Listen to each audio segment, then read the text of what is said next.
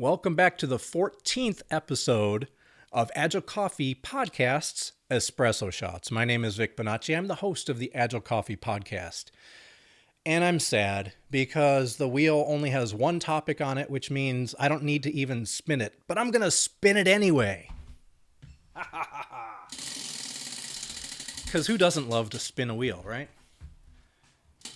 So here we are, episode 20. Come on. Oh, it didn't want to leave. Episode 20 is Paired Coaching and Approximating Truth. John Jorgensen asked this one back years and years ago. This was back in February of 2015. Again, in episode 20. If you want to listen to that full episode, you can go to the website agilecoffee.com/episode 20, and you can hear John, Dale, and myself talk about this and other topics as well. In this, John is talking about the idea of approximating truth, meaning that, there might not be just one single truth, but rather you want to hear from different perspectives. And as a coach, you can pair up with another coach, and that gives you benefit of hearing their perspective on an issue, so that you can, instead of finding your own default response, maybe you can be informed by something other people are saying. This reminds me of that parable of the blind men and the elephant. When each person was feeling maybe the side of the elephant and saying, it's a wall, or someone is, feeling the tail and saying, it's a rope, or the trunk and saying, it's a snake. Everyone's coming from it from their own perspective, trying to define what it is or explain what's in front of them. I think the same thing is said of our, when we're working with teams. We might feel comfortable assessing a situation in one way, and we kind of keep returning to that. So you need to get, in my opinion, other people around you so that you can hear what their perspectives are, and they can then inform your own way of thinking. John mentions this book, which is one of my favorite books, Quantum Psychology, written by Robert Anton Wilson. In it, he talks about, as you would think with the word quantum, the idea that there's no one truth out there. He talks about the idea of reality tunnels and how we all are stuck in our own kind of zone, and everyone's got their own reality tunnel going on. So it really necessitates the idea of pairing up or opening up conversations to other people. We're going to listen to what we had here to say, and then I'm going to ask you to open up your reality tunnel to us by going in the comments below and giving us your own perspective. What would you have said if you were sitting around the table with us back in in February? This is 20? Yeah, February of 2015. Let's go ahead and give a listen.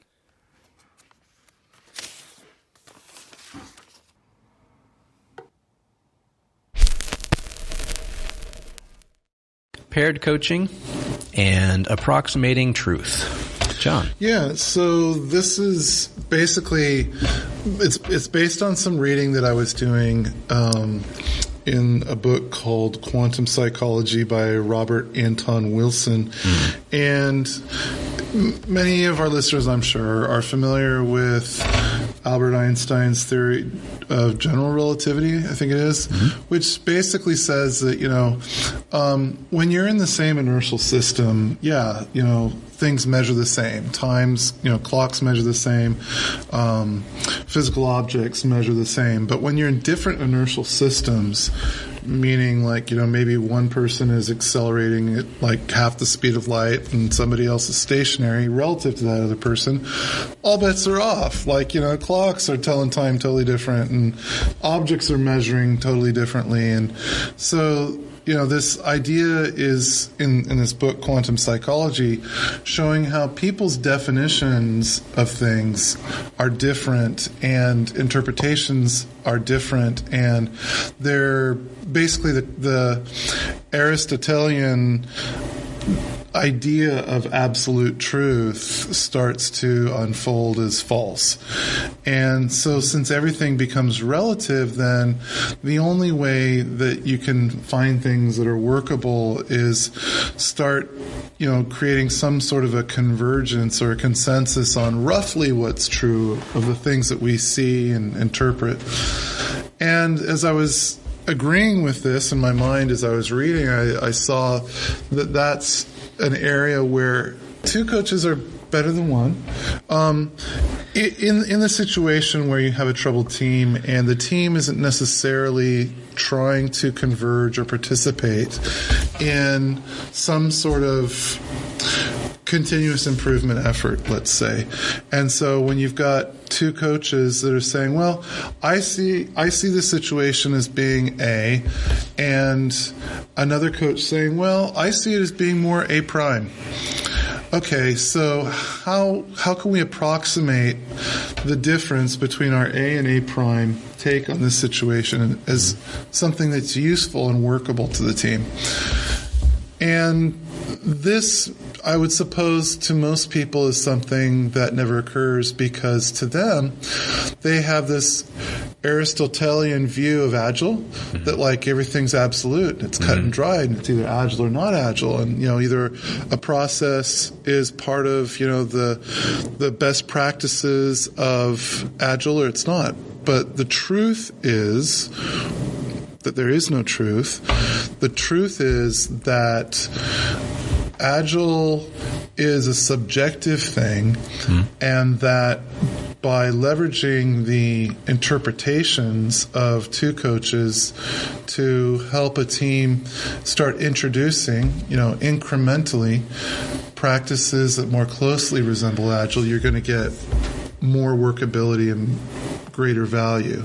John, you gave a talk recently, not too recently, a few months ago, to a number of colleagues where you mentioned leveraging the power of the crowd, the wisdom of the crowd. Right. And when people were, I think the exercise back turn of the century, like 100 years ago, was estimating the weight of a steer, and people, the average of guesses came to within a pound or two or something correct. Like that of the guess. But no one guessed it on the nose. Correct. And that's what you're getting to also is by approximating.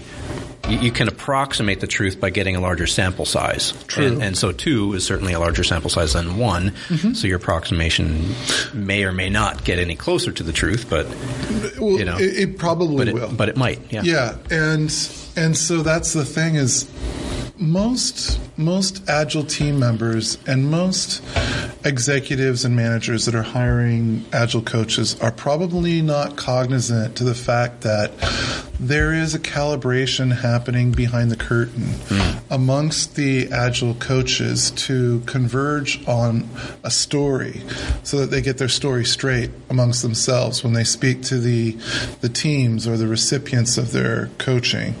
That this practice is Agile, this practice is not. This is the best way to do it, this is not. So coaches don't naturally have one answer is what I'm getting to.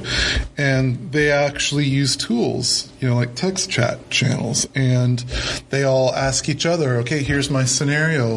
What would you do? What can we all align on, not just for this client, but for clients in the future? And that sort of a negotiation and consensus develops real time. So I think, it's a good approach. And having a paired coach on site leverages the rich communication channels, but you also get this wisdom of many crowds that you're alluding to, Vic, and I would say that that's going to be many times more valuable than having a coach in a vacuum. So we had talked in a previous podcast about having a coaching crisis corner. And we had said maybe at the upcoming Agile Coaches Camp we might have Brett was talking about building a confessional box, where people can come in and record that. So we've got the forum set up on agilecoffee.com forums. You can find the Coaches Crisis Corner forum there. This is something that helps get us to a particular truth on any topic. We're talking about an issue that we have, a crisis, a scenario at work that may not have a solution because there may not be one single solution. And yet, like with multiple coaches, you can try to suss that out, right? You can find what are the accepted or the practices that you might want to try even to get to that. solution, right? And, potentially at an event such as Agile Coach Camp, you could find some conspirators / collaborators who I'd hope beyond so, the yeah. camp, I would hope so, yeah. maybe we get onto some sort of text chat and become a resource to each other on the fly in the future. Yeah, that's what I'm looking forward to. Definitely, I'll be pitching a topic on paired coaching there in the hopes that I find, like-minded individuals I can keep in touch with, whether they're local and I hadn't known that about them or met them yet or from afar. It's, there's a big potential for reciprocity. I'll be there for you if you'll be there for me, kind of a thing. Yeah. Great. So let us know. Keep in the conversation with us using the hashtag #TellAgileCoffee on Twitter or by participating in our forums.